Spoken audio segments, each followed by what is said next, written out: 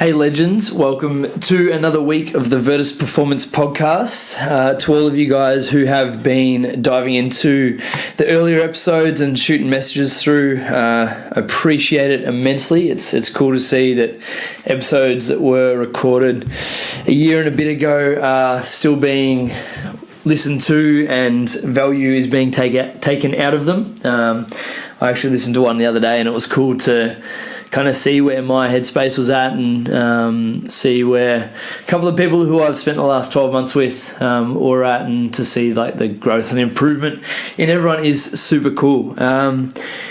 If you have been enjoying it, please give it a quick share and quick subscribe. If we can keep growing this community, that would be spectacular.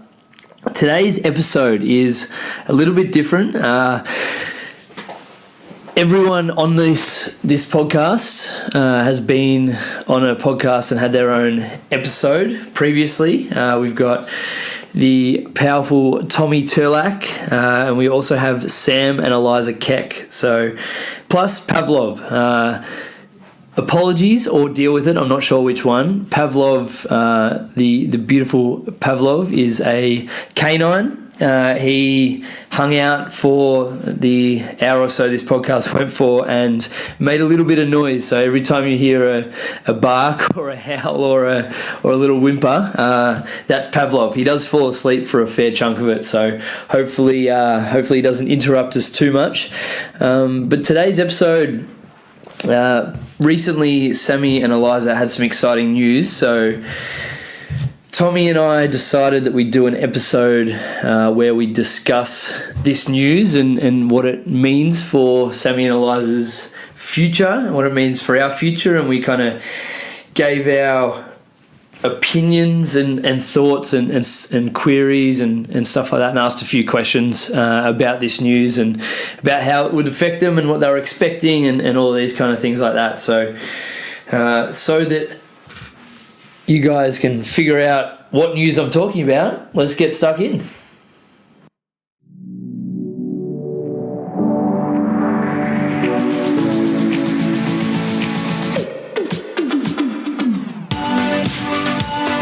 My personal and business goal is to be just a little bit better every day. I believe everyone, especially normal people, have a story to tell. The Virtus podcast exists to help us all find small ways of consistent improvement by discussing the journey and experiences of each of our guests.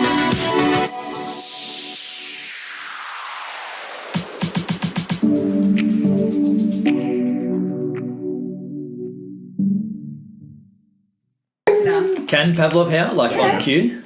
Well, you got to howl. We all have to howl, okay. And then he gets into it. All your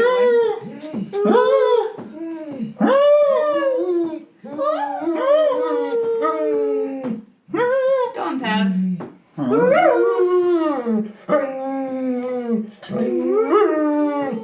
Tell us more.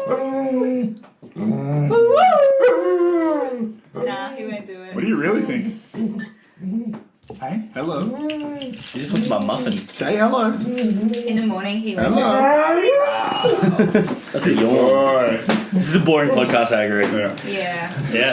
Shit. Yeah, this is 10 minutes of me and Sam howling.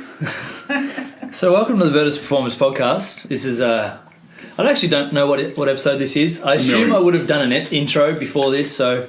Oh yeah, true, because you don't know when we're going to release it. We don't know, I'm not sure. Yeah, so it's kind of up to you guys, which we'll dive into that in a minute. But here we have the first 5-person podcast for 2018. I think it's the first one. We had like 7. Pavlov identifies as human. Yeah, so we have the first canine on the podcast. We have Pavlov. Pavlov, say hello. Hey, Pav.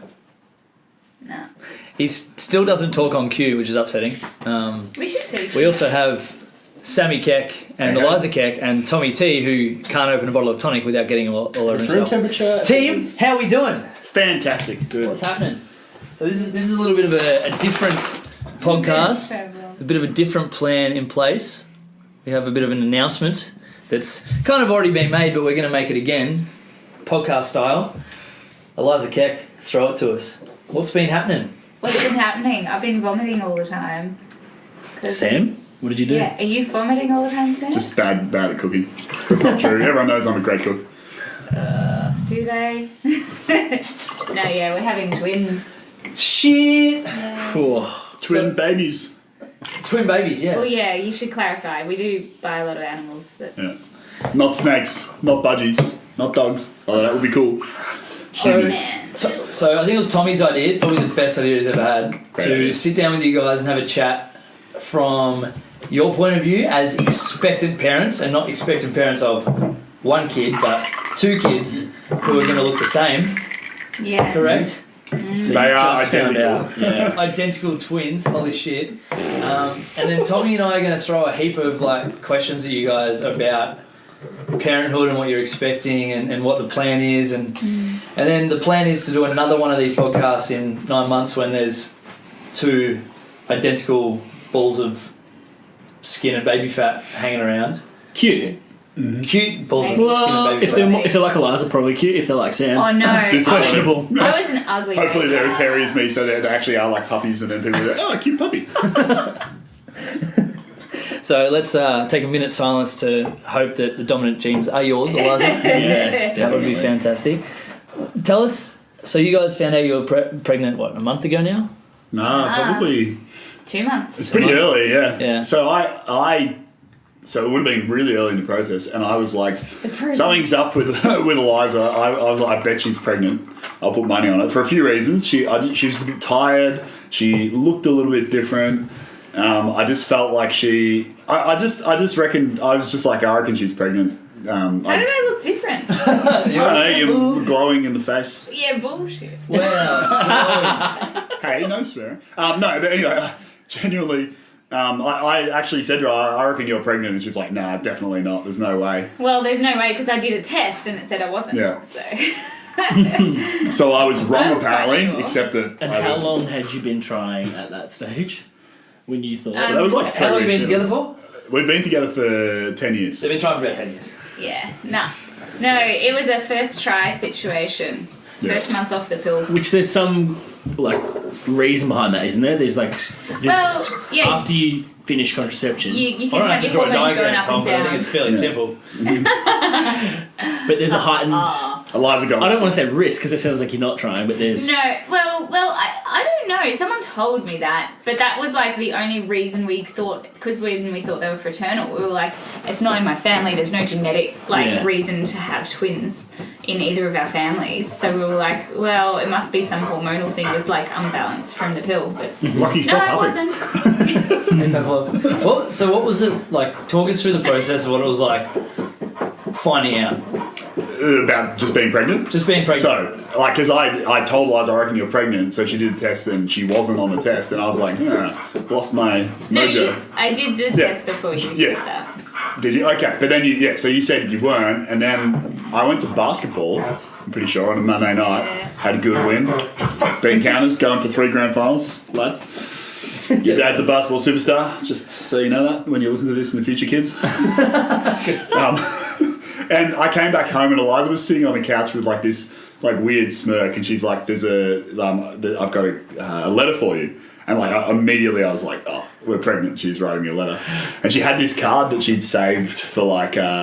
This is how I found out. I'm sure Eliza will tell you how she found out. There was this card she'd saved that said, "Don't freak out," and I opened it up and it's like, "You're going to be a dad," and it was like, I knew it. So So this it was more just a practice of you being right. correct. rather than- Yeah. Yeah, that's what that story was.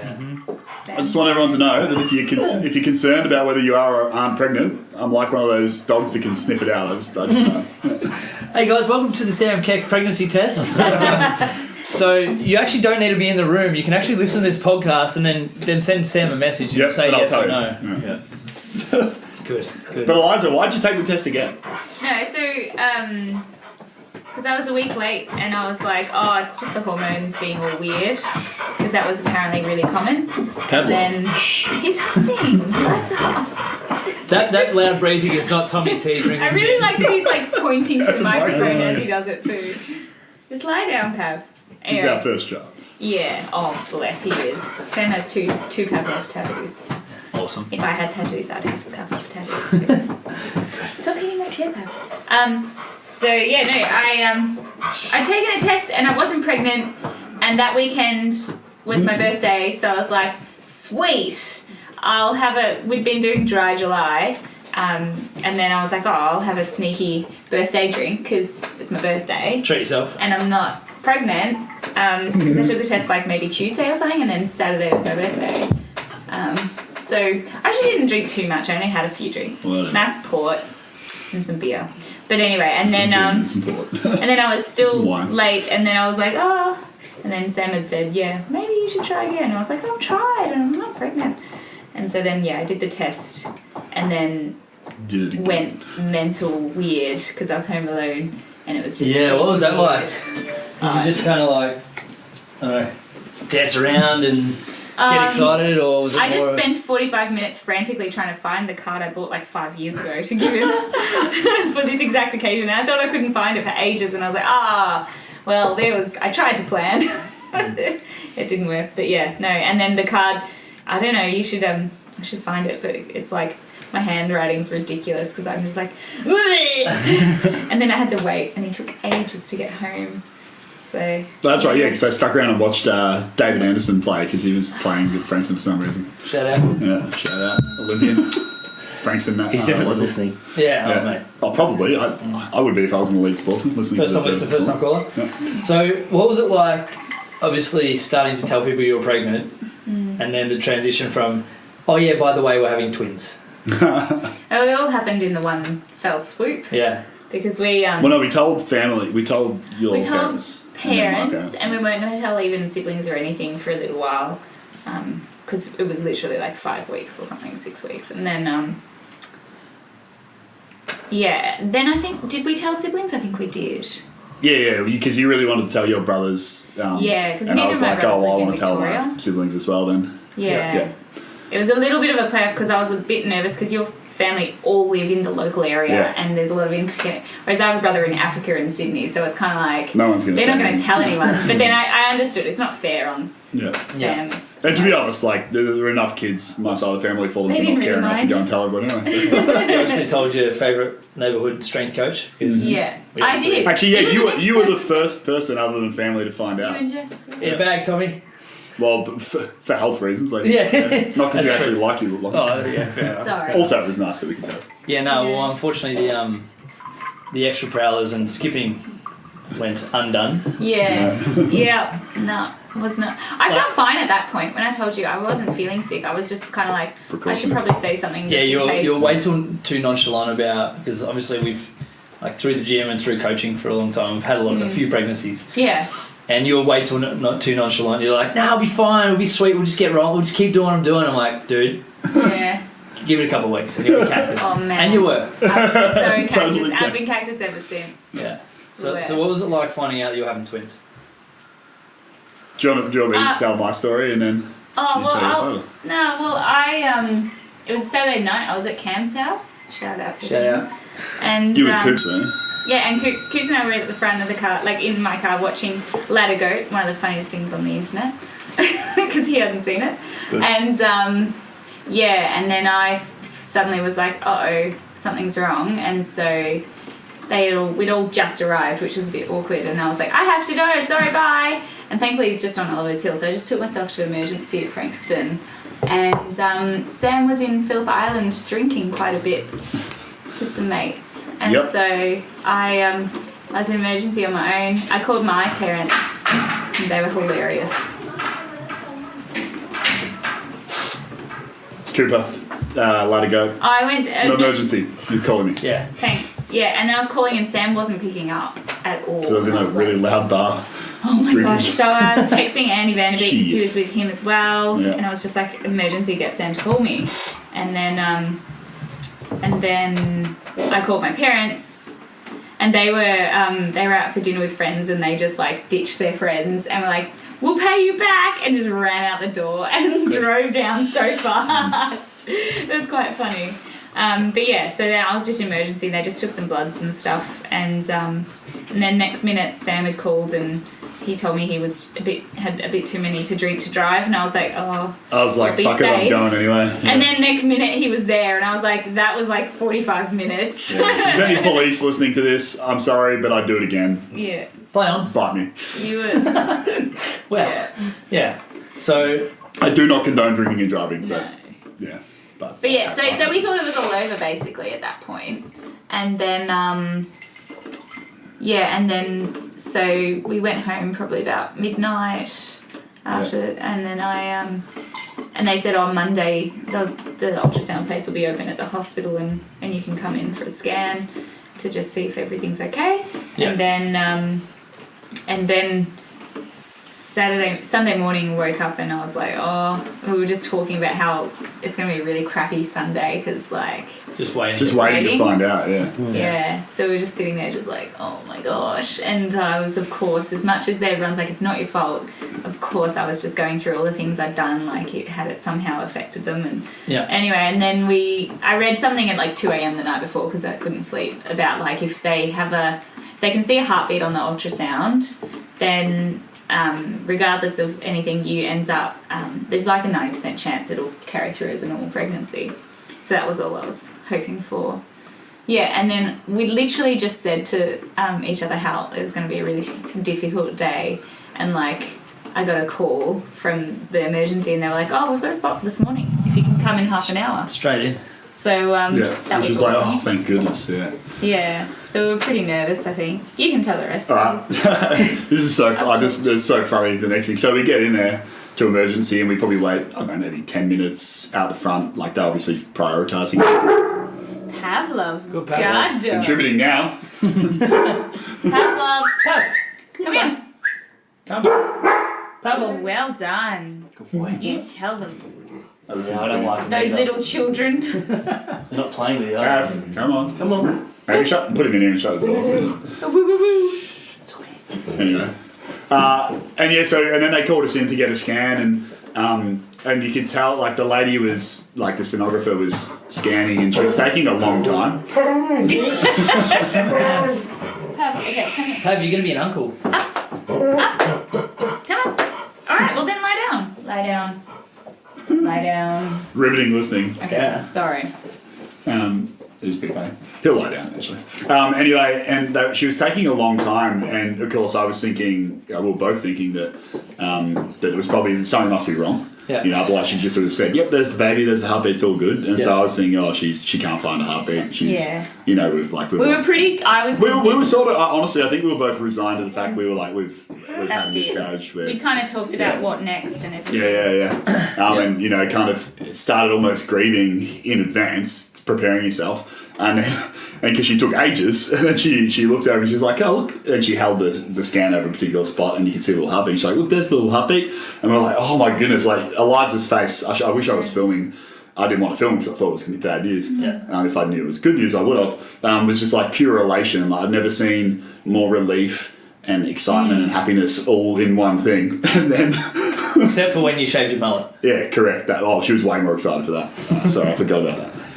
We call it the third child. And then the lady, like, just kind of so casually just moved over a little bit to another spot, and then she's like, and there's the other heartbeat. And Eliza's face, it was like you were sitting, I've used this example because it's like you're sitting in your lounge room eating dinner, watching TV, and then a car crashes into your lounge room or something. It's like the thing you least expect is going to happen, because we were thinking we'd gone from one baby to none to having two. And I was like, yes, get in! And Eliza, I'm pretty sure I just started laughing, and Eliza's face was just, it was still elation because she was still super happy, but also kind of like, holy shit, what have we done? Yeah. 2 babies? Yeah, it's insane. Yeah, it was hilarious. So it was the best day of our lives, but also possibly the most shocking. There was definitely the amount of like emotions that we kind of went through from that night through to the next day was like, it was pretty crazy. Just like an emotional roller coaster. Yeah. Emotional ride.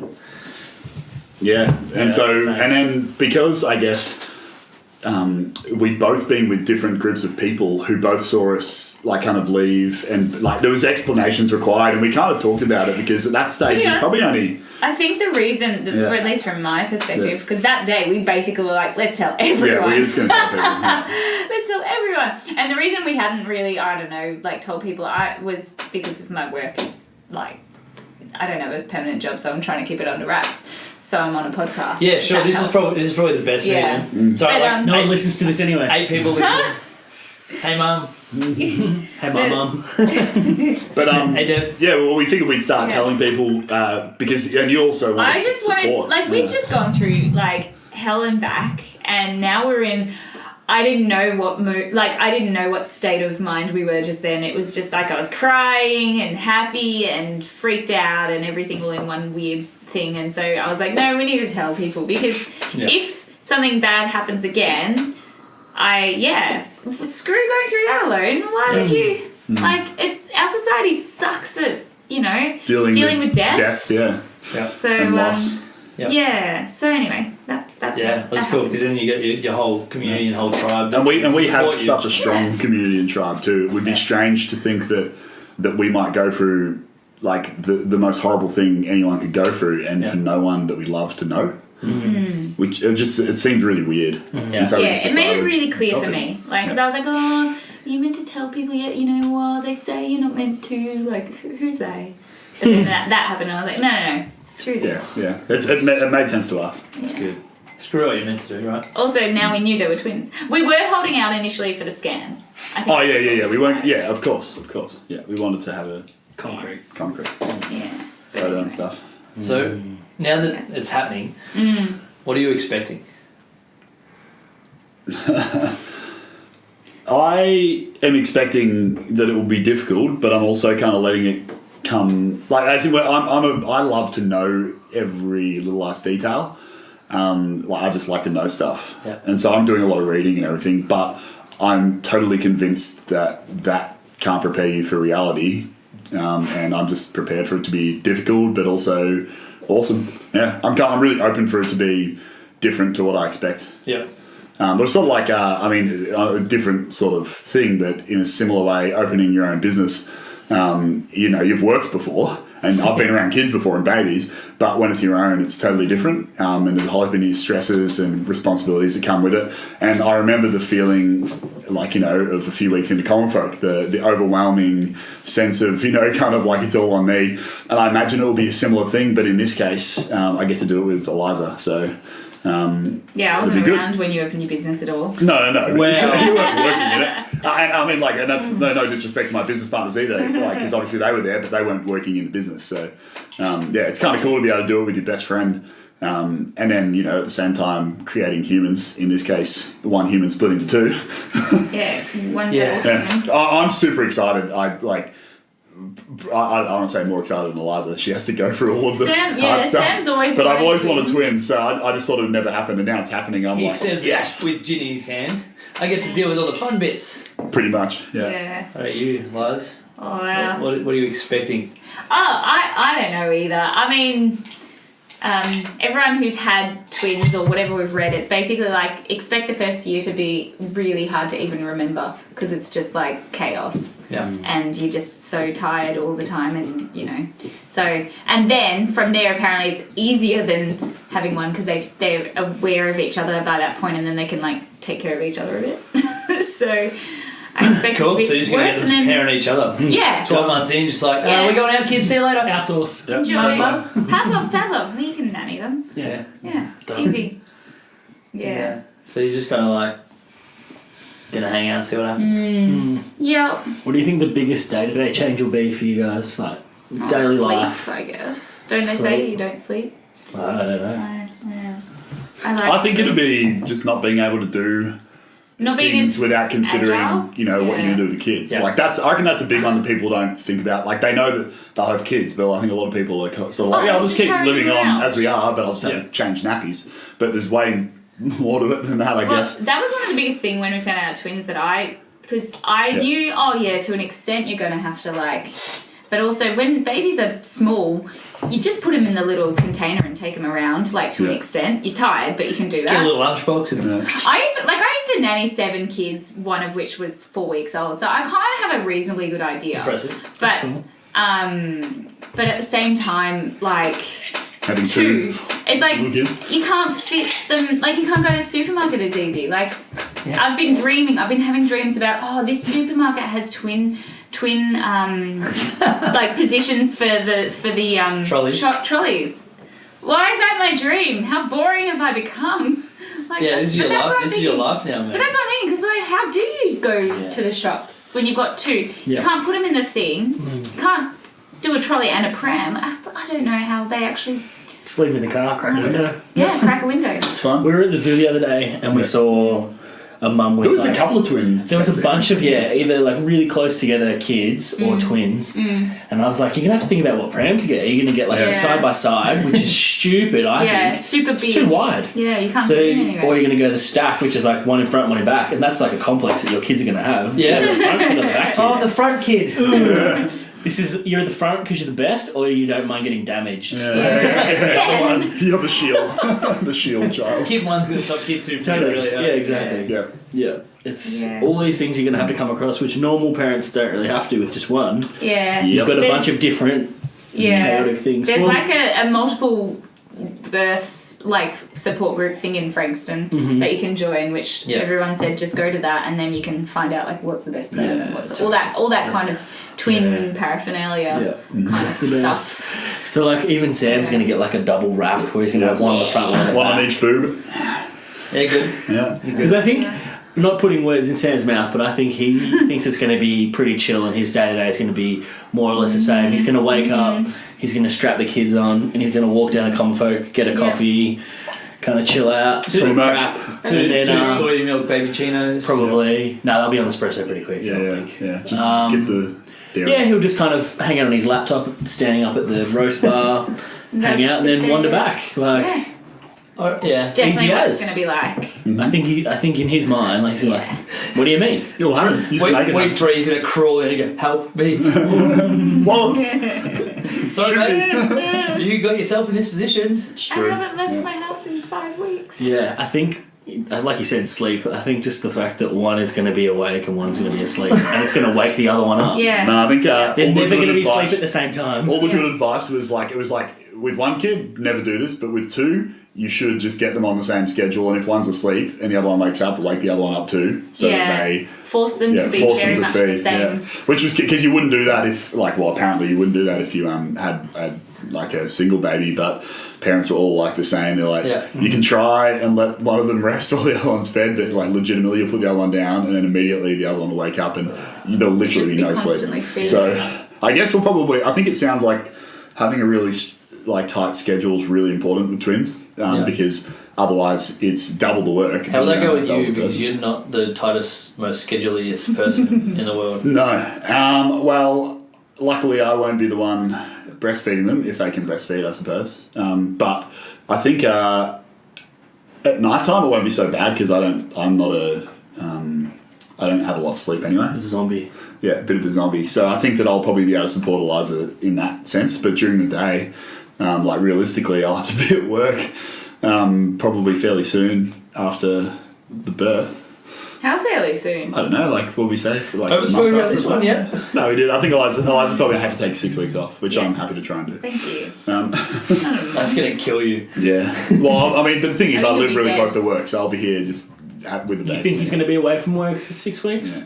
Yeah. Yeah, maybe. I'm not allowed to lift. If it's a Caesar, you're 6 weeks out. I'll have to be at home. So, yeah, I think, but it'll be tough. Like, I mean, can't do anything. it'll shake it up. Yeah. I'll have to get very rigorous. I mean, I'm much more organised and structured than I was pre-owning a business, and so I think this just will be another string to that bow of improving my coordination of my life. You mentioned reading a lot. What resources have you started like diving into to start learning about it?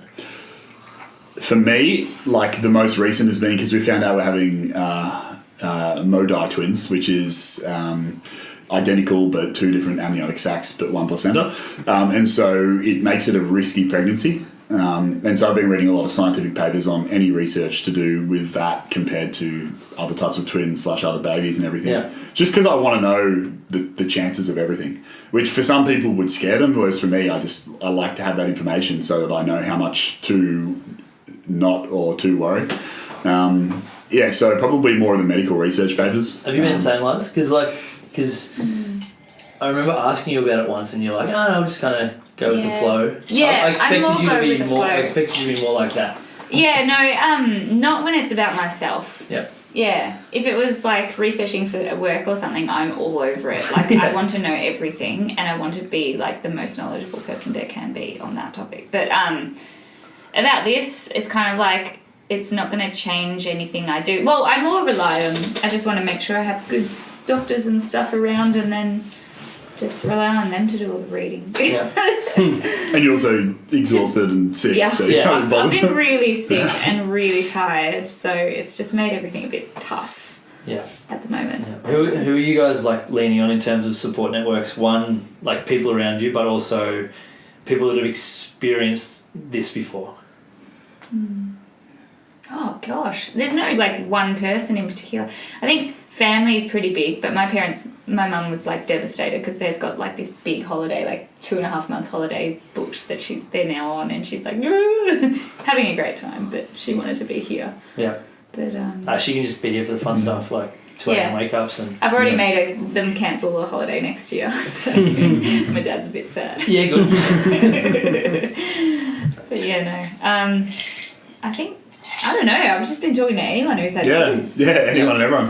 And especially anyone who's like connected to twins. So it's actually weird. We know it's like a disproportionate number of people who are or twins or have had twins. Yeah. So I feel like we've got a bit of a scope to prep up. So my dad is an identical twin, which a lot of people are like, oh, that explains it. That's why you're having identical twins. I'm like, nah, the science behind it shows that it's totally random and not hereditary whatsoever. So I think it's 3 in 1,000 births are identical. Right. And so somehow that managed to happen 2 times in the space of 2 generations.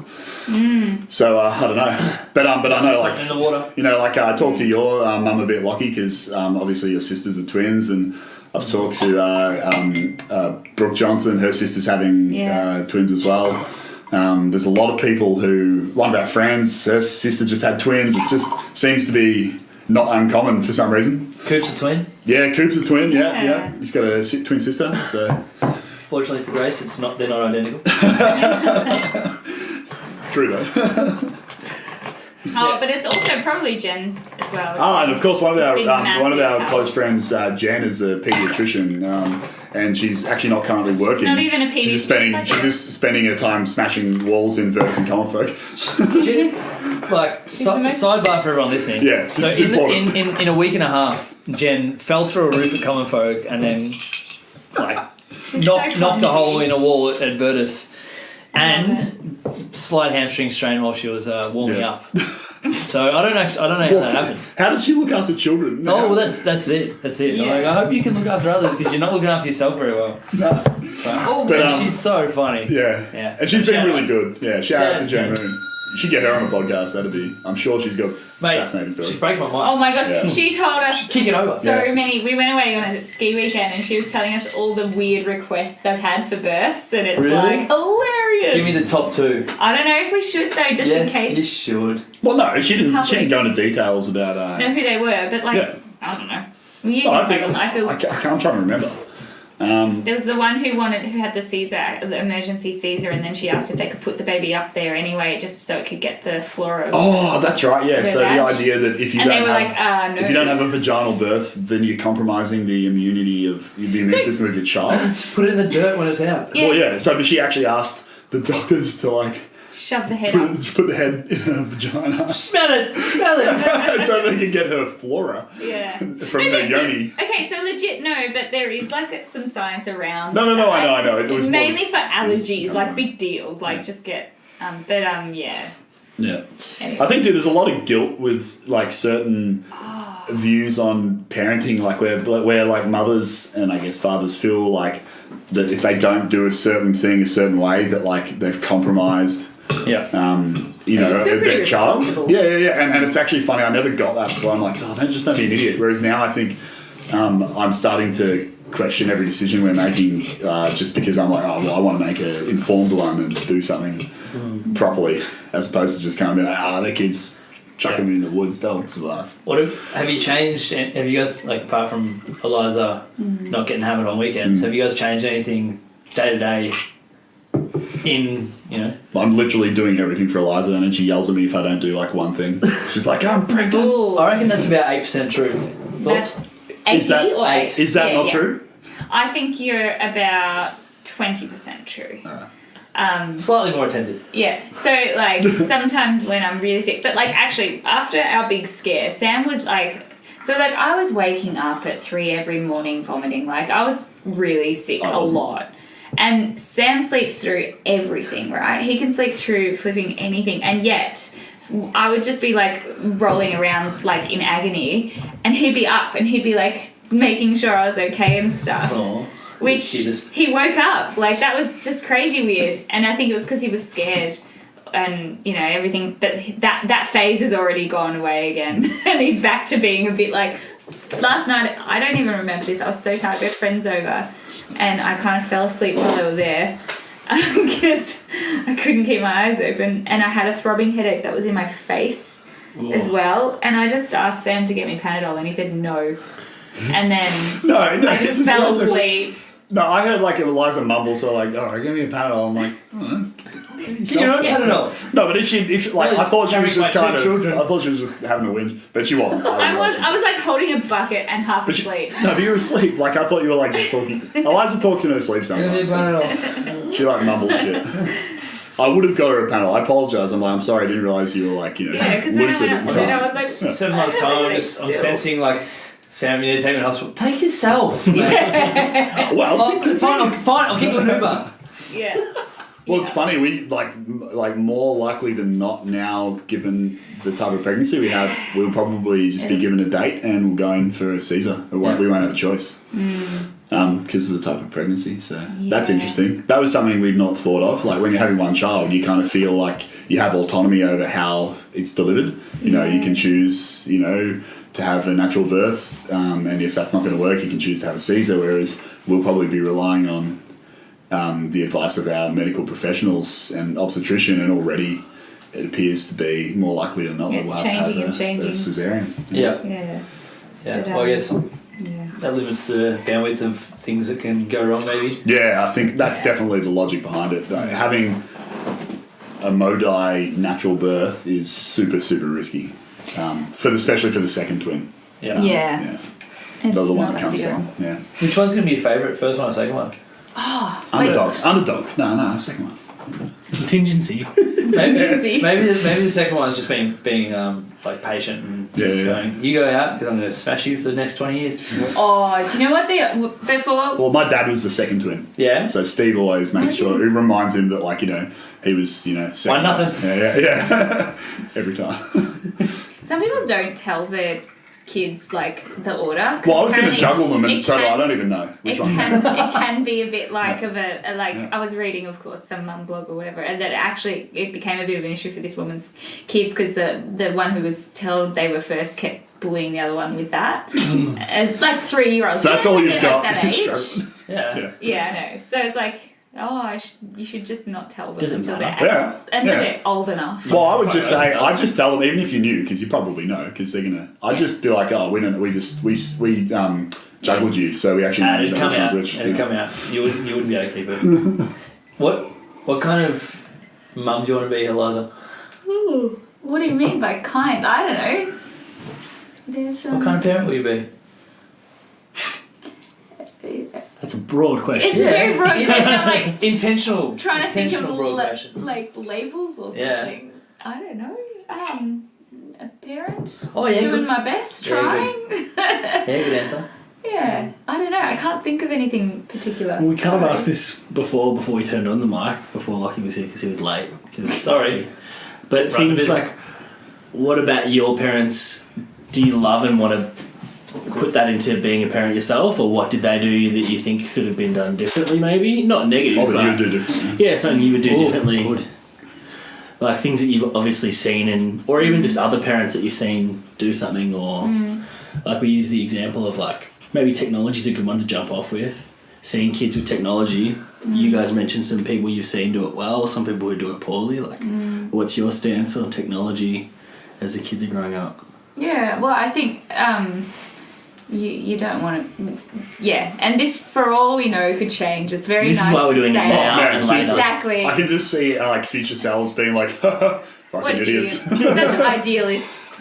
But this is the time to be an idealist because, you know, we don't have to deal with the opposite, the actual reality yet. Yeah. I think we would probably prefer to have not too much screen time all the time. So it would be like a set time, maybe when they're going to bed or when they're like a certain, every day they only have a little amount. And when you like go out but actually we were also saying because it's twins, it'll probably be easier because when you go out and you're like talking to your mates and stuff, you see these people trying to chat and their kids like, give me something to do, and so they just give them a phone. Yeah, your kids they'll have each other. Yeah. Exactly. If they're like me. They'll just muck around together, Yeah. so it will be hopefully a bit less difficult to actually monitor that. Yeah. I kind of see a little bit of us versus them. They're going to gang up on you two. Just cause trouble. If they're like me, Sam, they will, if they're like Eliza, they'll just be seeking our approval all the time. Yeah. I didn't lie, I didn't do anything wrong. Eliza used to freak out when she was a kid because her brothers told her that she had lie in her name because her name was Eliza, and she got really upset because she thought it meant that she had to lie and she didn't want to lie. Oh, how good are brothers? Yeah. Don't know. To give you some context, so we definitely want our kids to be as cute and nice as Eliza and not like me. Oh, but I guess you think outside the box, which is good. That's When you were a kid. I mean, there was that time you stole $20 out of your mum's wallet to go buy lollies, and then you didn't know what to do when you had all this change, so you threw it in the bin. I didn't realise how much money $20 was when sherbet bombs cost like 10 cents each. Oh, yeah. Sherbet bombs. How many did I'm not that? going to maths, you could have bought like 200 sherbet bombs. Yeah. It was out of my depth. Just literally chucked it in the bin. Like $19. That's hilarious. Why Yeah, so you say think outside the box, but Well, could have thought harder. yeah. Well, what about, your sister was afraid of the dark, so you used to pretend to be the dark and talk to her? And be friendly to and her. make yeah, and make her like the dark? What Well, a cute, weird your thing. friend- Like, weird That's really childhood, but cute. Like, to make his sister feel better, he would pretend to be dark. So she liked it. the dark was called Arnold. I'm not kidding. Oh, that's fantastic. That's good. This is probably the time to mention that Sam was fed kombucha, whatever, like fermented Before it was juice. cool. Yeah. Very young. Yeah. Yeah, before it had flavours. And it's the ironic thing is that my mum is like, she's all about sobriety and like total abstinence from alcohol. Yeah. But she actually was homebrewing for us before I'd ever figured out that homebrewing could get you a cheaper beer. Jenny Keck, the original homebrew. Shout out. Yeah. Love it. Good. What about things like vaccinations? That's a pretty clear-cut one. I think we're both... For us, yeah. Well, I mean, both of us coming from, I guess, a fairly scientific background. From the The jury non-idiots background. the jury was out a very, very long time ago on vaccinations. They'll be getting vaccinated. Yeah. Having said that, Do you know and what? this is important for me, is that I don't just assume that things make sense. Like I've read some literature on it, and I've talked to enough people who know what they're talking about to be confident. But there's some vaccinations that are less necessary or required than others. But all of the standard ones, absolutely, they've saved so many millions of lives. That it's like for me the arrogance to think that you would know better and be above It's that. not about It's no really better. frustrating. It's about control, I think. Yeah, and I sympathise in the sense that like ignorant people be ignorant, but I just wish that you'd get educated. You sound very sympathetic there. I'm not sympathetic. really I think you're a fucking idiot I if you don't believe sympathise, that. but If you're you an start idiot. with the, I'm sympathetic, but It's a tactic. ooh, lull them into a false sense of security.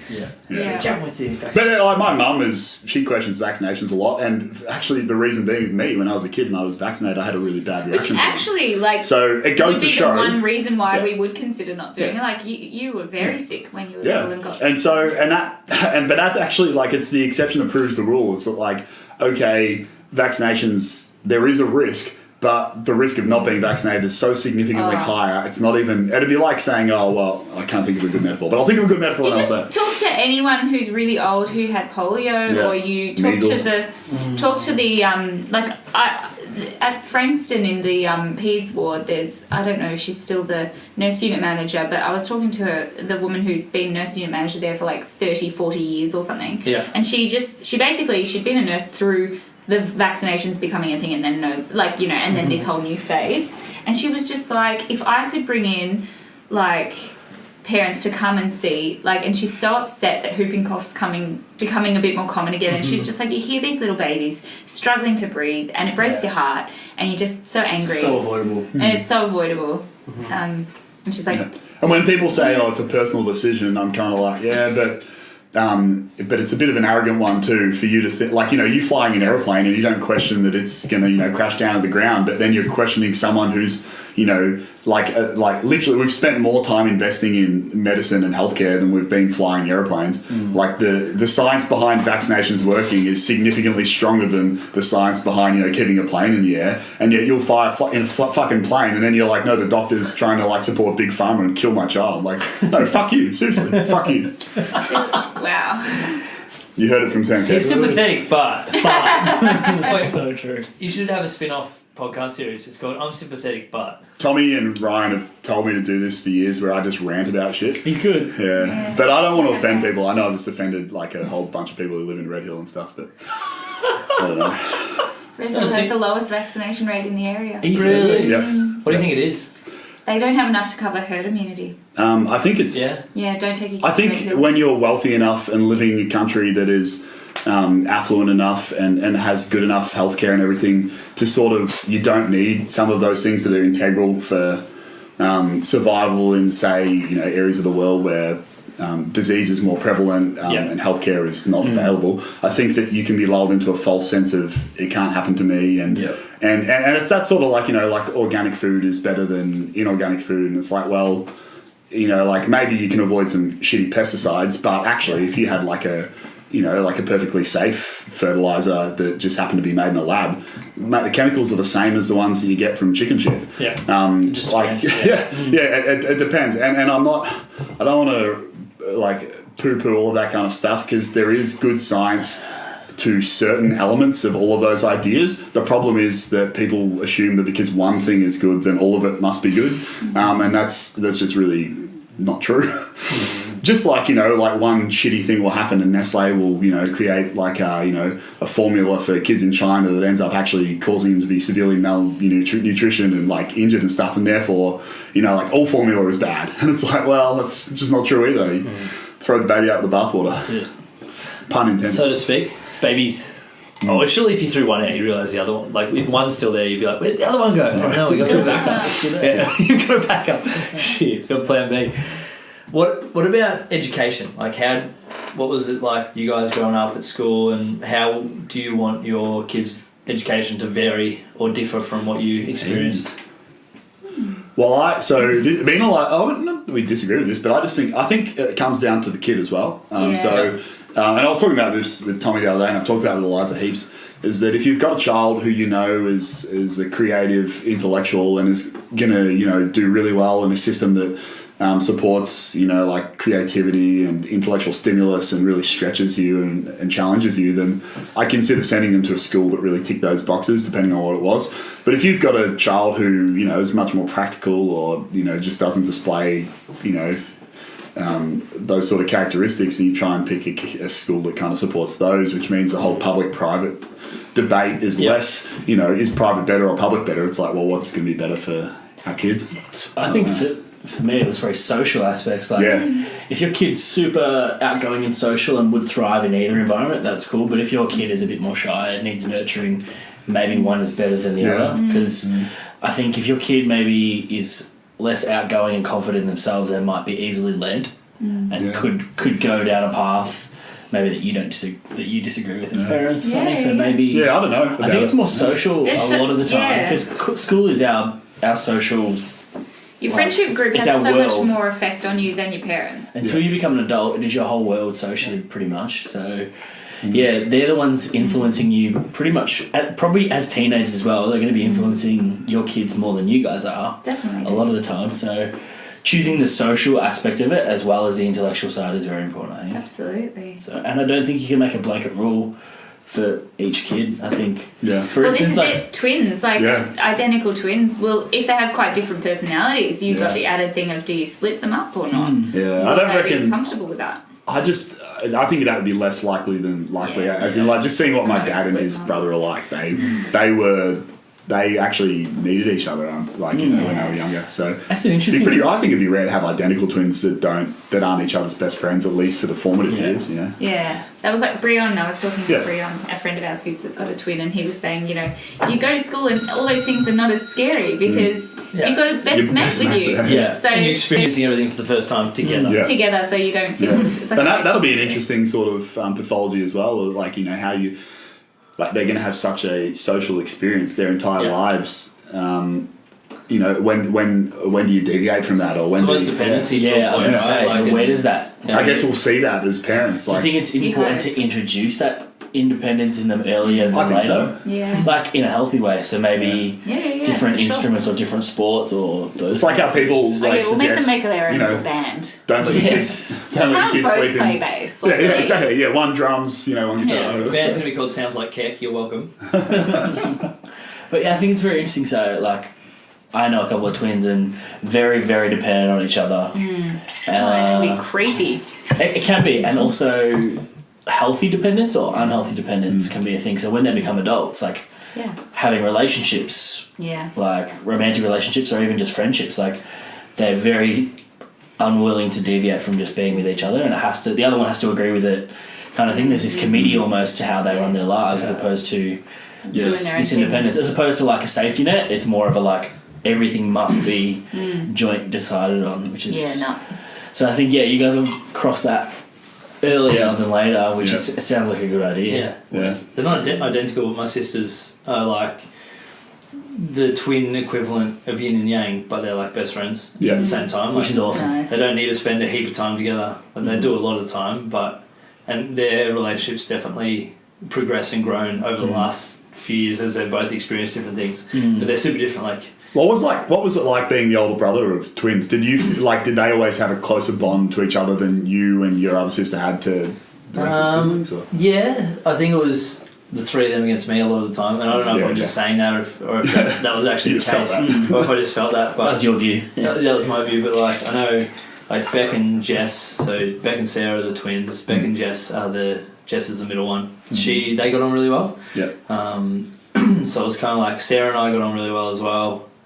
And then obviously we all went through our adolescent angst, as anyone's going to.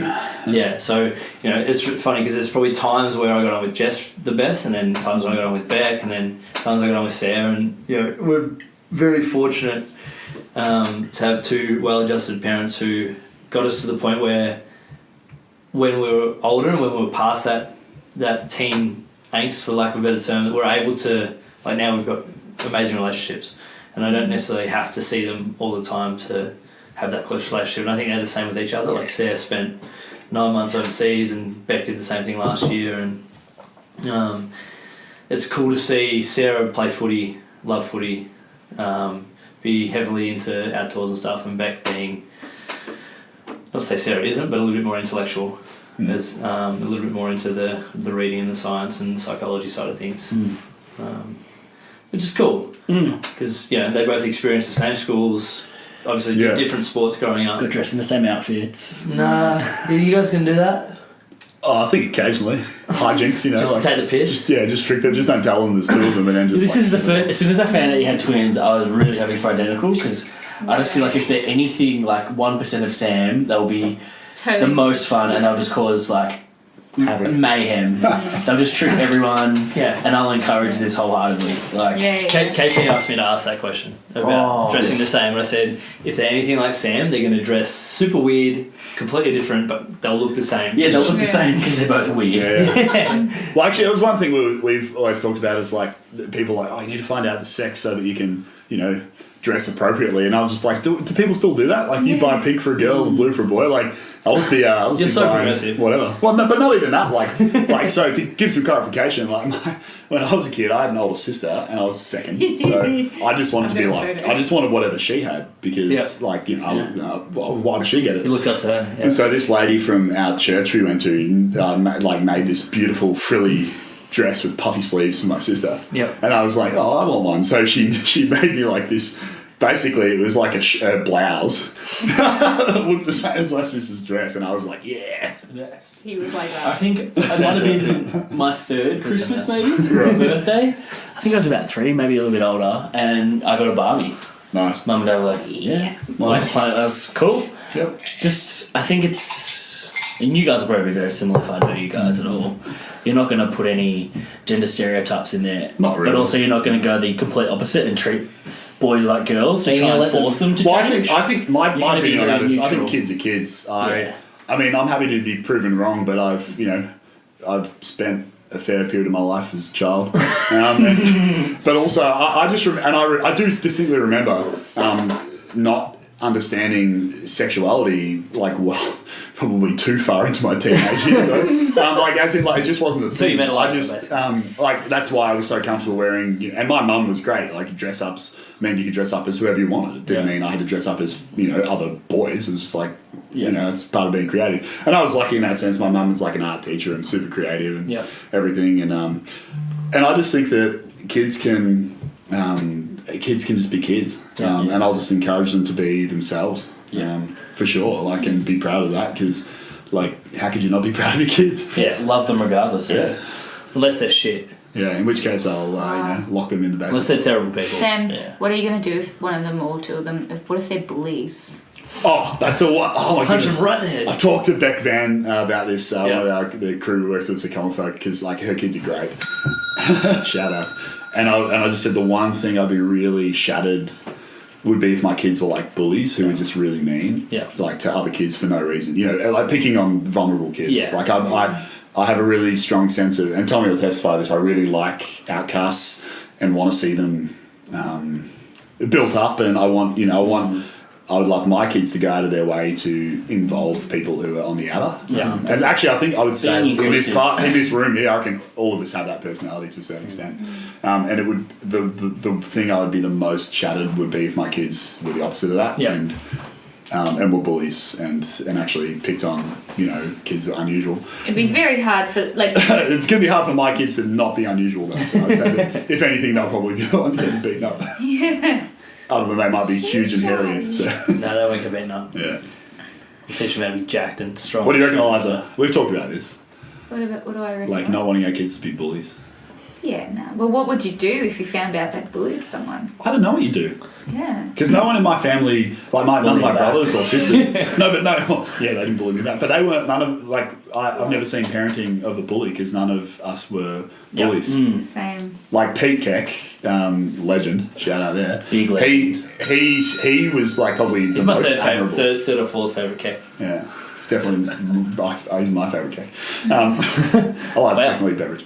But he actually stood up for kids. He's what I love my kids to be like Pete. Uncle Pete, because he got expelled from school for beating up a kid who beat up his best friend. That's fucking. And I'm kind of I'm not surprised. I'm not into violence myself, but if anyone's gonna be violent in a just sense. Yeah. Stick up for people, defend those who can't defend themselves. Yeah. That sort of justice is important to me. So do that, twins. If you're thinking of being a bully, bully the bully. Be like the fat kid on YouTube who pillar drives the kid and punches him in the face into the ground. Yeah. How good is PK? What a man. Seriously, 40 chin ups in a row. Ridiculous. Yeah, he's a freak. Shut up. What a man. What the belief side of thing is really hard, as we were talking about before, for parents not to pass down their beliefs, right? What are you guys going to do to either ease back on it, or how are you going to approach that subject? Yeah. Eliza? Oh, throw to me. We haven't said much. Yeah, that's alright. I don't know. I think the way you treat your kid will be very dependent on how their personality is.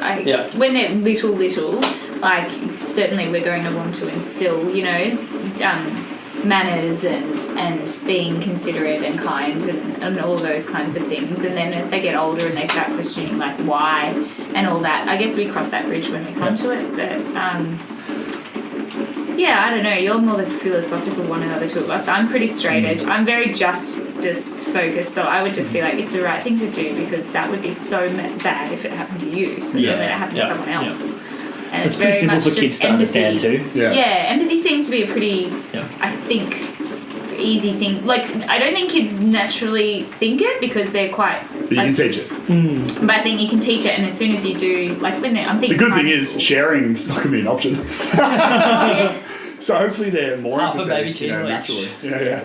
Well, that's because which would be lovely to see. Like I did say to a friend, Brion again, the twin. He said, "Oh, you become really patient because mum and dad are feeding that one, so you just wait and then they'll feed you." Yeah. And it was just you get very patient. Yeah, that's cool. And I guess from a maybe a more like a philosophical outlook on life, I think that so Eliza and myself both have I guess a Christian faith, and I really appreciated my parents investing in that part of my life for me in terms of I'm glad that they didn't just leave me hanging out and just figure it out on your own, because someone's going to influence you, so probably better to be someone who loves you and cares for you. But at the same time, I'm a true believer in if you're going to have faith, and if you're going to have a life belief and sort of a set of virtues that you work towards, I think you really need to choose that for yourself too, which is another thing I really appreciate. My parents really gave me. So it's a balance between the two. Yeah, they never forced me to do anything. Actually, I remember distinctly my mum asking me what I believed when I was quite young. Yeah. And I was young, so I was probably going to err on the side of what I'd been told. Yeah. But I remember it was my opinion of what I'd been told. Yeah. So I think that it would definitely involve our children heavily in our faith. It'd be really important for me to share that. But come their adolescence and young adulthood and everything, I'm not going to fear that they don't share my beliefs to a T. I want them to, if they are to be spiritual people or people with faith, I'd want them to have their own. Yeah. Otherwise, they don't have one anyway. I think it's almost like if you go too far either way. Yeah. They'll rebel. They'll want to rebel, or maybe. Yeah. But I love a philosophical discussion, so I think it would be challenging for me if my children don't enjoy that. Yeah. Because that's how I would share my faith with them, would be, why even in the face of contradiction or rationale, I can still hold beliefs that seem to be, a stretch. And then on the flip side, maybe if they were, more of a spiritual type, how I could also be so comfortable with, glaring contradictions between, science and religion and that sort of thing. Yeah. So, I don't know. I guess we'll find out. Will you take them to church? Or Definitely. Yeah. I think so, yeah. Yeah. Yeah. Definitely, I think so. Definitely. No, I was just in my mind. I was going through what that would look like. But because that could be something that's the thing is, at home or in the community, church is an area or an outlet for that. Yeah, there's not a lot of churches that share my outlook on Christianity and faith. Yeah. And they would probably teach a more black and white traditional version in sort of your kids' church thing. But I'm okay with that, because I think that honestly high school and primary school science does a similar thing. We're not asking. What I think will be important will be for me to tell my kids that I don't expect don't assume that you know everything, and let things build and grow and change. It's okay to change your opinion. Yeah. And let things develop, and that also that adults, just because they're old and they sound like they know what they're talking about, don't necessarily. Adults, but that's tough because be kids. Yeah, we're still trying to figure everything out. Yeah. Because I remember realizing that sort of mid-20s. I'm like, wait, shit. I'm supposed to be an adult now and know stuff. And I feel like I know less. And you look around for someone who's adulting more than you. Yeah. And you realise that no one really is, and you're like, oh, I get it now. I think, if anything, the two of you will want to make sure that your kids are seeking to be the most informed about no matter what it is. So if you can inform them about your beliefs and things, they can make their own decision, but it's your job to inform them, give them all the tools and the information more than make up their mind for them, I think is what you're... Yeah, teach them how to think. Yeah, that's kind of because I wrote down empathy before, because that's something that you want to instill in them. But that critical thinking and ability to dissect what they're told is probably kind of thinking, well, shit, when we get to this stage in 20 or 30 years, I'll be like, what are the things I want to instill in my kids, and that ability to think critically and not take anything as gospel is probably number one. Yeah, I think that healthy skepticism even, and because that's much like you guys, are very scientific. As long as they don't play soccer, I don't care. Actually, I haven't even talked about what sports they'll play with a lot. Sports. This is the thing. So obviously, when you're young, you're you're like a sponge. You can take anything in. What are the things that you guys want to throw at them early? and hope they... Because put it this way, if I learnt a language in primary school as opposed to high school, you have much better grasp of those kind of things. So The Japanese in primary school, I can't remember anything. that's a you problem. That's a you problem. What are the things that you guys want to like put in front of them or give them early on, like sports or academic stuff, music? Well, probably a little bit of everything, see what sticks. Yeah. But Sam and I both like music, playing instruments and stuff, so I think that's one we're definitely keen. I think with sports, like, it's just a case of what they'd like to do. I'd like to get them a trampoline very early on because that helps with their coordination and stuff. Yeah. Sports coach. Force reuse is really important. Ability to create tension and things. Yeah. When's Vertus going to do Vertus Kids? It's starting next term, so Oh, hurry up. hello. Hurry up. Come on, Eliza. Quick, babies! Shout out to all the parents in the area who want to get their kids a leap. Yeah, well, Because I think of that question from a physical and nervous developmental side of it, right? I think I want, and like I'm just going with my kids, right? But this is how I'm going to coach. This is how I'm going to coach your kids, by the way, just so you know. Like there's that resilient side of things and that that ability to remove ego and stuff like that. So I think but learn a skill at the same time. So I think something like a martial art when they're young will be Really is an incredibly strong tool because then it's all, it's martial arts, depending on which one, they're all very much internal battles as well as the external stuff. So I think that'd be really important. Something like gymnastics for body control, and movement and ability to create tension and move well is another one. But then having kids, like from a sports science point of view and from obviously point of view, they shouldn't generalize really early. They shouldn't be my kid's 5, he's a footballer, right? So I think those two as individual sports. I love my kid to get into athletics as it's teaches heaps of different skills, speed, power, endurance, all that kind of stuff. So that's another individual sport, but then have them playing 2 or 3 or 4 team sports. So they learn that, holy shit, it's not all on me. They learn how to win and lose and improve and grow as a team, leadership. So having them in sports that they're not necessarily good at as well. So What would you do if your kid was just like super not interested?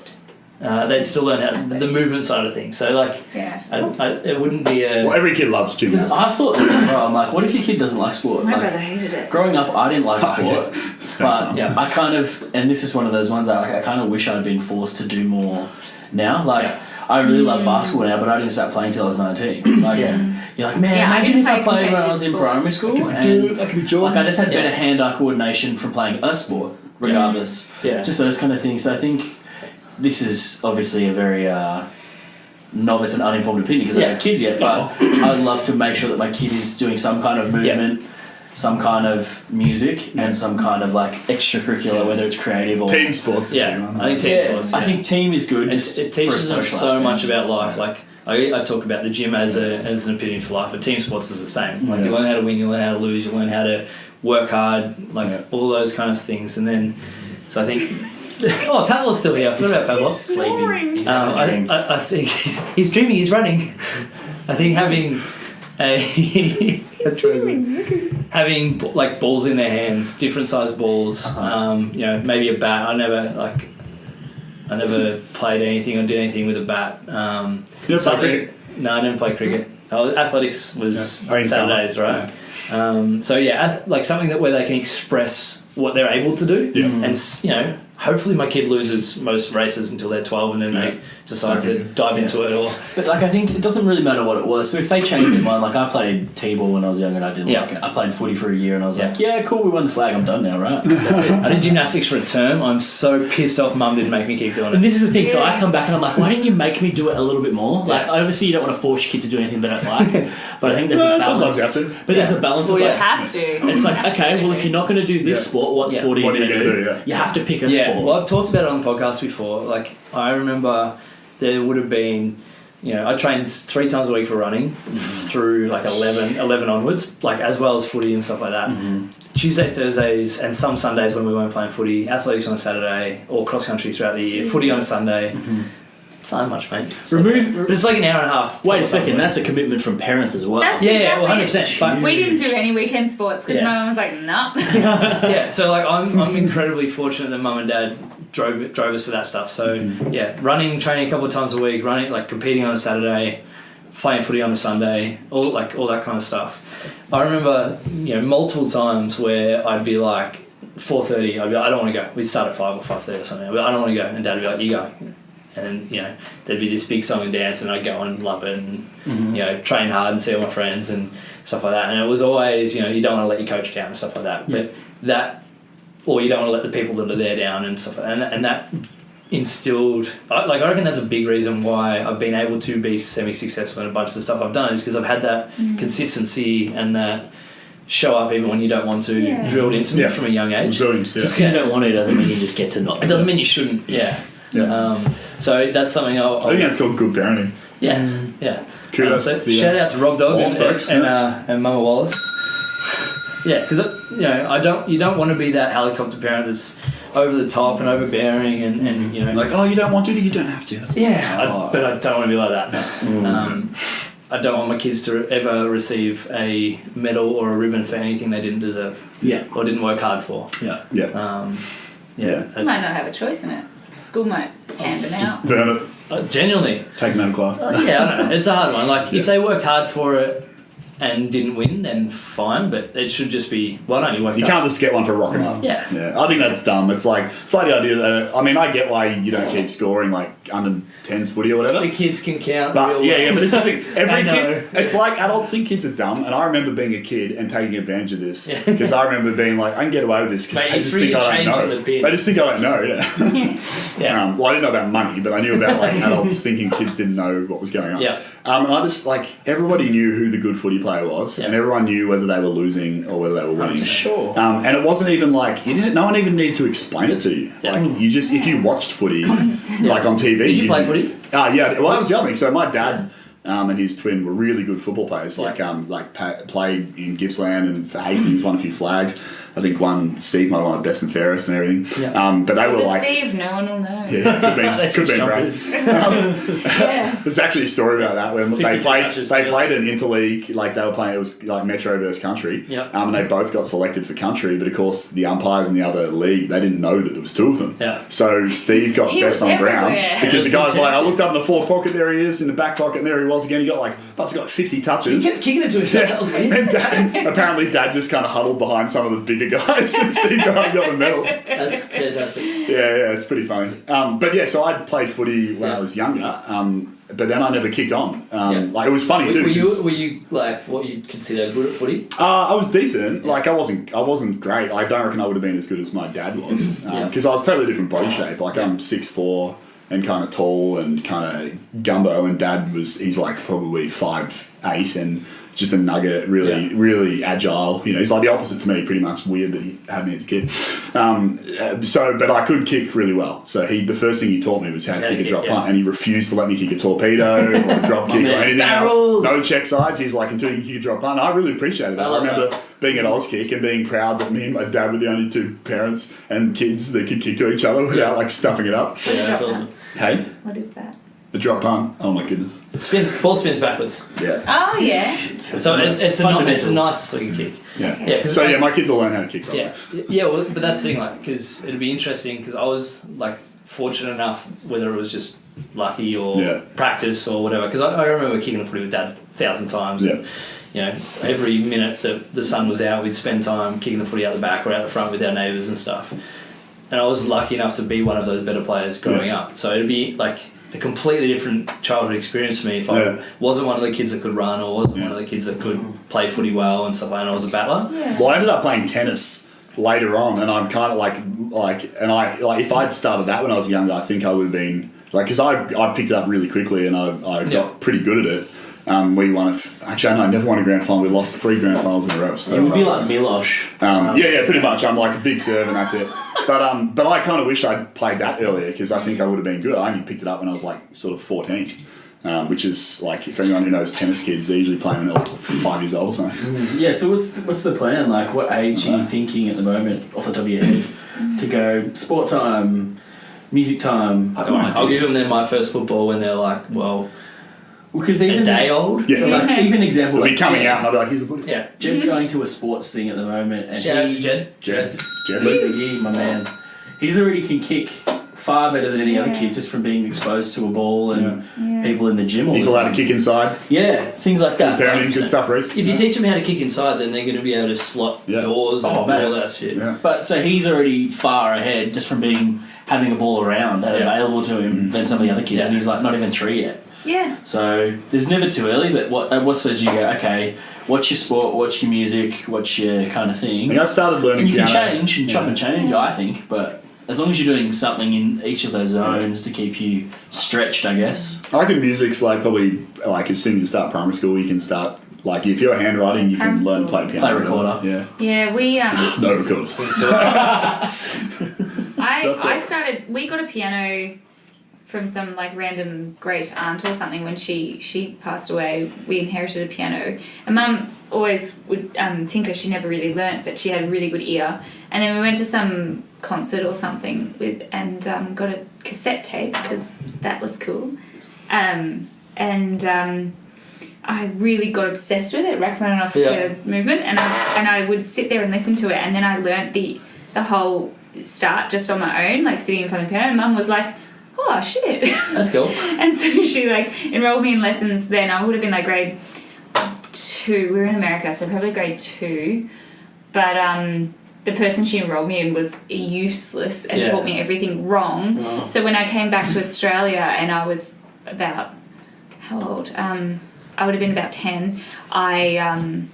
I went to a really fantastic teacher, and he was just like, we have to start again, and in fact go from beyond, because we have to unlearn all of this. That's really interesting. So that's another thing to consider. Yeah, because the kid, if they find something they love, they're going to dive into it and do it regardless of whether they have someone to teach them or not. Like like Dave Grohl is someone that everyone knows. He's had one drumming lesson ever. Yeah. And apparently he walked out because That's he's just Sam. like, Sam can just play the drums. this guy's a nerd. Hate it. I just think if you can, He's like, you just drums, listen to it and do play it. it. The drums is like the easiest instrument in the world. Anyone who's like, okay, being a really good drummer takes some skill, but just being a basic drummer is super easy. Skill and consistency and practice, right? Like, No, not even. You can't. Sam If can you play the can't drums just sit down and grab a guitar and play a chord. You need to know what you're doing. And the same with the piano. You can't just whack some but keys. some and people, sound good. if I sat down in front of a drum kit and started hitting it, it would No, sound but just horrible. in your mind, just be like, what does it sound like, and just go like, dum dum ba ba da da da da. Okay, so there are a couple of the different types of people in this world, Sam. You're one of those ones. I'm one of the.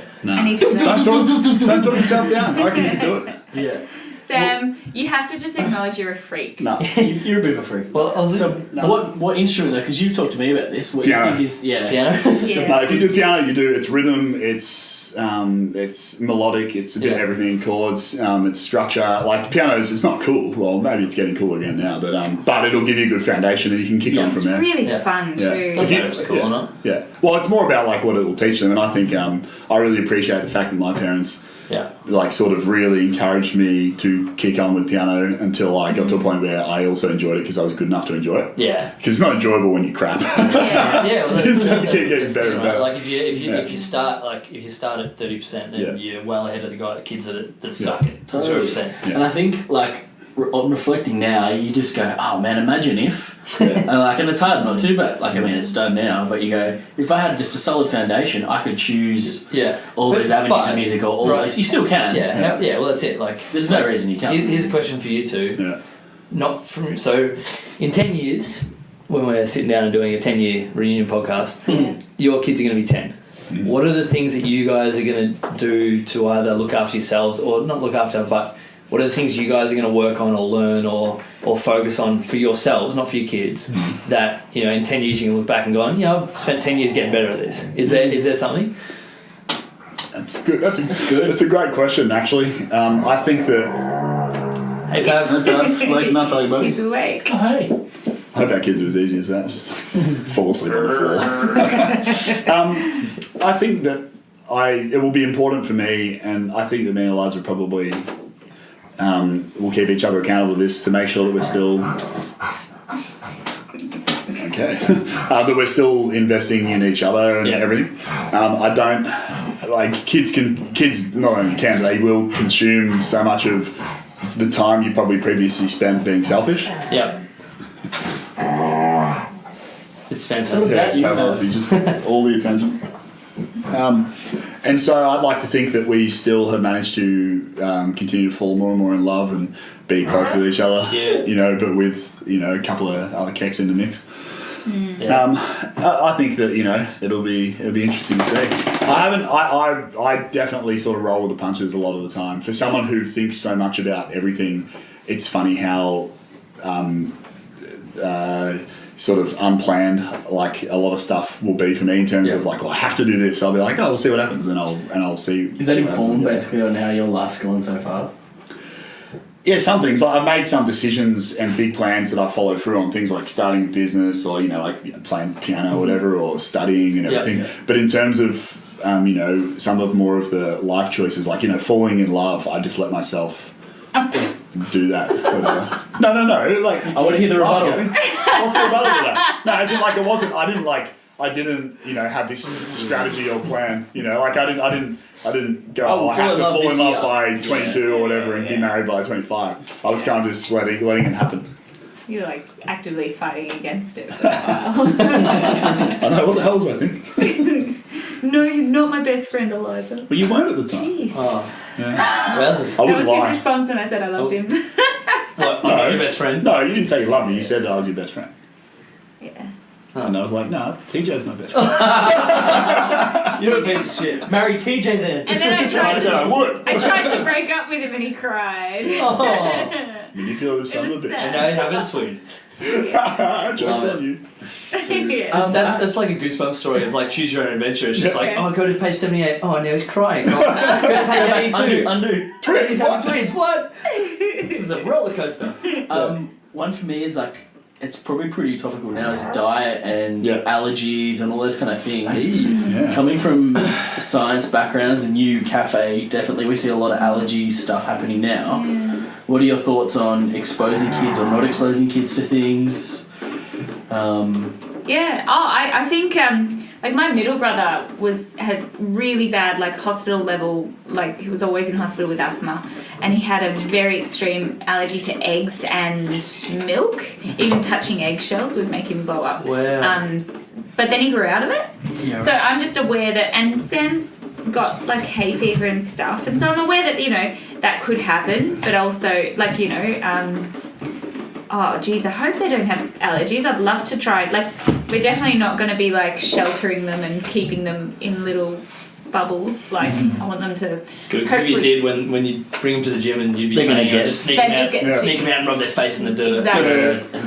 Well, I think the science around that's pretty clear. Here's where it gets funny, because apparently if you grew up on like a farm kind of situation, you're less likely to have allergies. Yeah. Sam, all of his siblings have allergies except Pete. Just imagine how decrepit we'd be if we didn't grow up on a farm. Bang. Yeah, there you go. Because I grew up in just suburbia and we're all fine. Yeah. But, So I mean, we'll see. Like I'm not gonna, if kids are allergic to stuff, I'm not gonna be like, no, toughen up. Yeah. But at the same time, I'll go with the best medical practice at the time to try and deal with it. They do that exposure therapy stuff where they... Well, I think that's very important now. Is like you should expose your kids in safe amounts of... Yeah. Well, I'm gluten intolerant. I know that. Like, if I don't eat gluten, or even if I eat really minimal amounts of it, I feel, let's say 10% healthier in my gut and everything. Yeah. But that 10%... for me, takes, say, 20% enjoyment of life away. And so I've, I made that... because I'm a foodie, I made that way up. Beer, 10%. Beer, 10%. I'm going to have a beer. Yeah, exactly. And so I've kind of, I've made that decision. And it's the same with dairy. I'm not a huge milk fan. I hate milk as it stands. But I'll have one milk coffee a day because I want to know what my customers are drinking, and I don't mind it. And I love cheese, so I eat cheese. Cheese. Yeah, I just think it's interesting that if you intentionally keep things from your kids, you stands to reason that you're just gonna, when they do finally get exposed to it one day, they're gonna have a interesting reaction potentially to it. Yeah. Like I was watching something about peanuts not so long ago, and there was a girl with a very severe peanut allergy, but she is now like microdosing herself with tiny like milligrams of peanuts every day, and her allergy is decreasing. And it does. So, I mean, that's they're going to have guys, Pavlov licking their faces. Yeah, I think that's important. Like to I mean, you're trying to create hardy, tough humans that can survive. Robust is the word we use. Robust. Yeah. Use the word robust. Good. Robust. I like it. Yeah. But yeah, I think that's. I figured you guys would be very similar. Yeah, I think so. I mean, and this is the other thing. I'm so like laughing at the start of the podcast that in 5 years' time we'll just listen to it and be like, "Ha, fools." But I'm happy to change my opinion. But and a lot of people say, "Oh, you're not allowed to have opinions on parenting, unless you're a parent." But that's just stupid because everybody's everyone's experienced it, at least as a child. So most of my life I've been a child. Yeah, so exactly. To be honest, I'm still a child. I just have responsibilities now that I should run away from. Maybe you shouldn't have yet. No. Yeah, true. Yeah. So we'll see. It's kind of exciting. That's you get to explore that whilst being responsible for 2 little mini humans.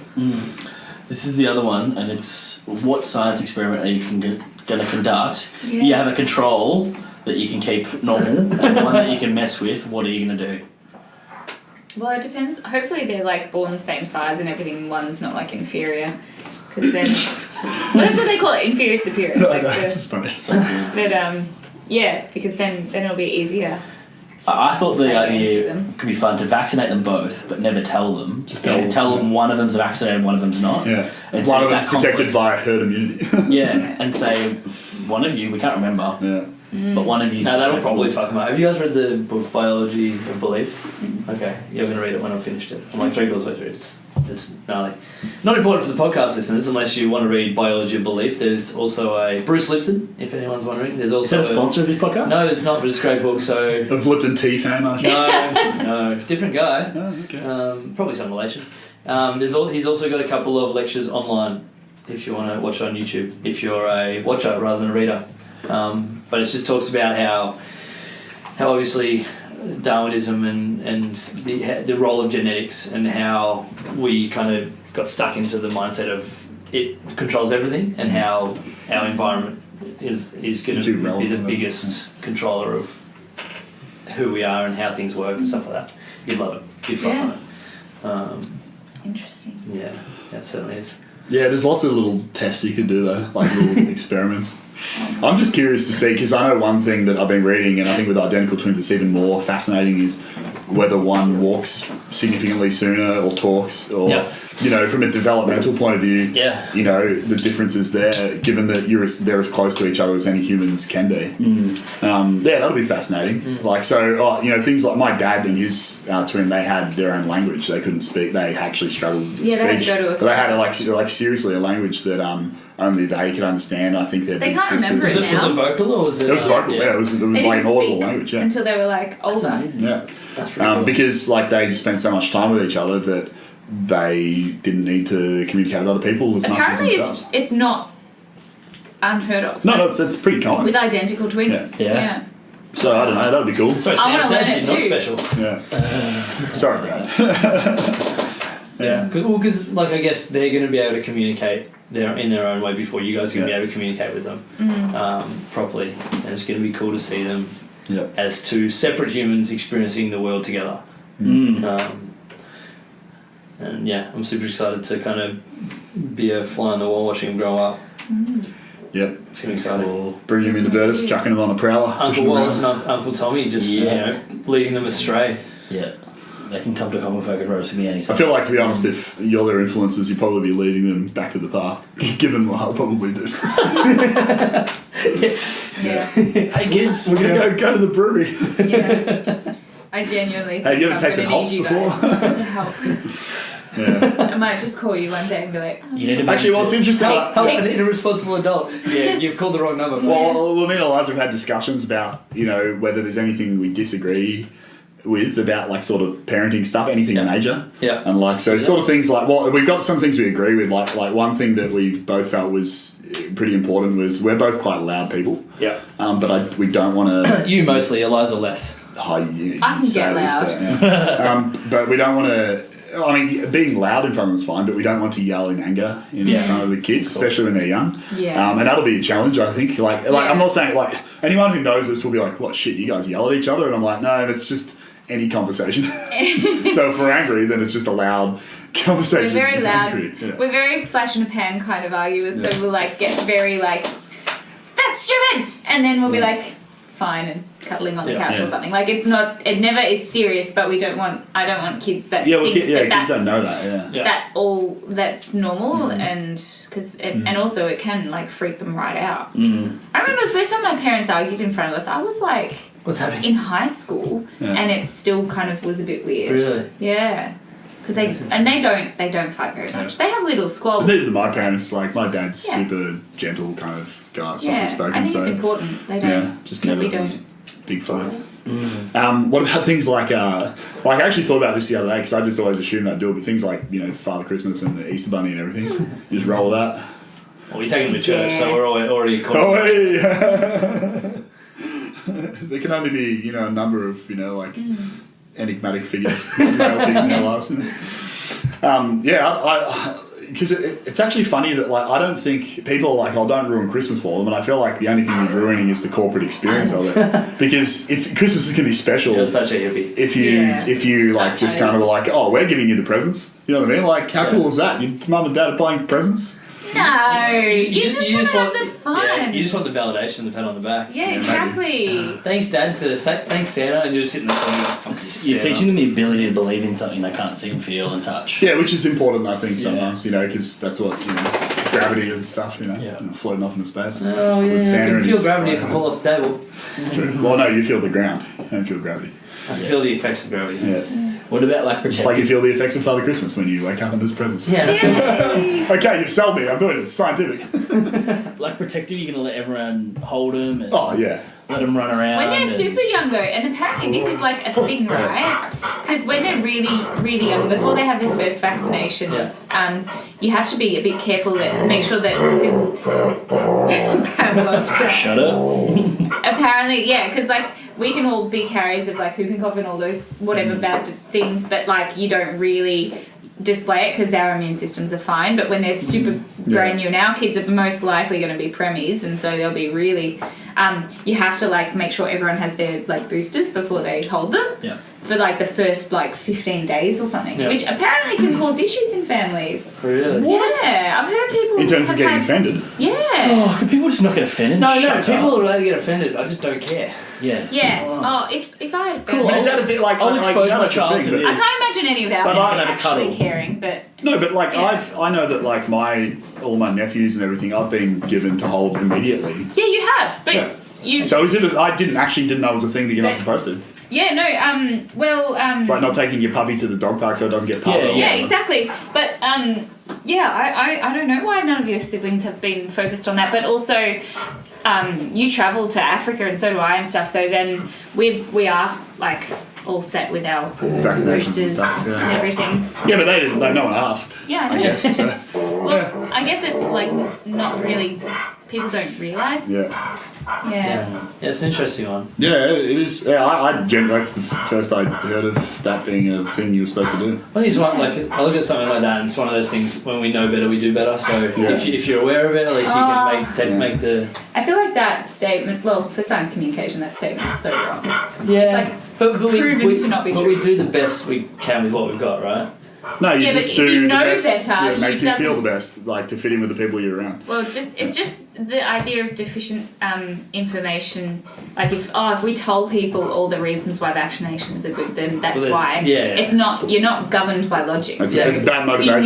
you know better, that doesn't mean you'll do. Yeah, but if you're But they don't know better. You're getting told it's better. Yeah. They don't know that themselves. Yeah. But also You know their what I mean? motivation isn't, like, okay, their motivation is they want to look after their kids. Yeah. And this is where like, I'm not going to backtrack on my statement of thinking vaccinations are a positive for the world. Yeah. But in terms of my understanding of why people would be skeptical of them is that all they're trying to do is do the best for their kids, Yeah. and that's their understanding of that. And so what's a much more proven record of getting people to get on board with, sort of scientific advancements and things is rather than saying you're wrong, science is right, it's talking to them about why they're motivated to believe what they believe, and then sharing the fact that you probably share the same motivation in the case of vaccinations is to protect your children, and then enter into the conversation that way. As opposed to you're wrong, you're wrong. And I mean every good psychologist knows that, like, you know, you can't convince someone by telling them they're wrong. You need to get on their side and take them on a journey.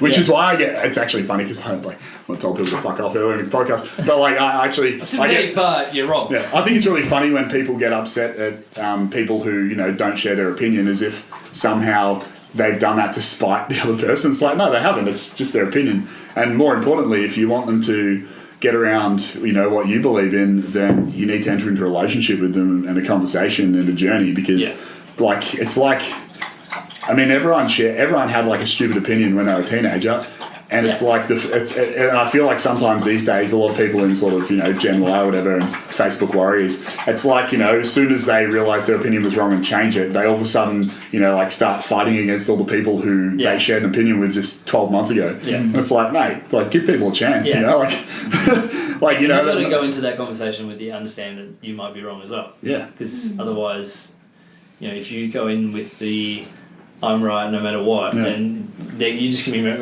with resistance. But from both ends, and no one wins. Well, let's put it this way: if it came out tomorrow that vaccinations, you know, actually were a terrible thing and weren't actually helping, and I could understand that and see how, you know, science came to that conclusion. Time to get to change your mindset. But I'd like to think that, hopefully I would, like, you know, trust people who have invested their lives and intelligence into, you know, doing that kind of stuff. So I don't know. Maybe I wouldn't. I'm a bit of a stubborn bastard. So. But you'll be stubborn for a point of time. Yes. For a period of time. Yeah. All right, we've got a bunch of like short, sharp questions to finish off with. Okay. Tommy and I are going to throw one to each. First one. Tommy's like, what? Got any go-to names? None that we're going to share. Yeah. I can tell you some that were like marked off the list. Yeah, that's fine. Go. So I can't call, if it's girl, I can't call her Jemima, because apparently it sounds too much like vagina, according to Eliza. She'll just get teased. Yeah. Which is disappointing. Yeah. Sam also wanted to. He liked Jimbo and Nelson. Not Jimbo. And I was like, both of those are like the Jimbo. Bullies from Jimbo. The bullies from The Simpsons. I didn't say Jimbo. Nelson. I didn't mind Nelson. Do you have feelings, boys or girls? No. You know what? This shows how stupid that is, because I had a feeling that one was a boy and one was a girl, so that's just whack. Not possible now. Not possible. So just, confirm information, right? Yeah, no, I'm just gonna. I think we're not gonna find out now. No, I genuinely don't care. Like I actually thought about it, because when there was a chance that we could have one of each, I thought maybe if we found out that wasn't the case, that I would then care whether it was two boys or two girls. But now that we know for sure that it's either two boys or two girls, like, I genuinely sat on it, and I just don't care. I've never been like, I need a son, or I've never been like, I need daddy's little girl. I just don't care. I'm going to be so stoked.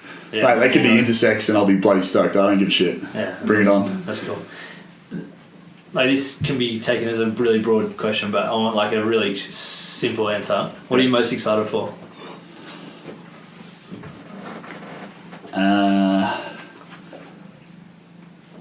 There'll be a couple of little people who love us more than any other people in the world. Like, you know, just need us. I think that'll be really beautiful. Yeah. I thought more immediate term, I'm excited to feel them. Because we had a scan this week, and on the scan you could see them moving around, and one of them kind of like punches the other one, and the other one's like, ooh! Classic kick. They just moved around. Round 3. And I was like, whoa, I didn't realise they moved at this point. But so they said pretty soon I'll start feeling what's like butterflies or something in your stomach. So I was like, that's kind of cool. Yeah. So that's a bit more immediate what I'm looking forward to. But Pretty good. Tommy has thought of his next question. Definitely haven't. Good. All right. Well, that's it. Well, No, covered it all. I think. Thanks for coming on and sharing step 1 of the process. I'm excited to kind of roll through step 2 and 3 and 4 and 5 and 6 and 7 with you. And good from you. Thanks everyone for listening. Congratulations. Yeah. Cheers to you both. Cheers.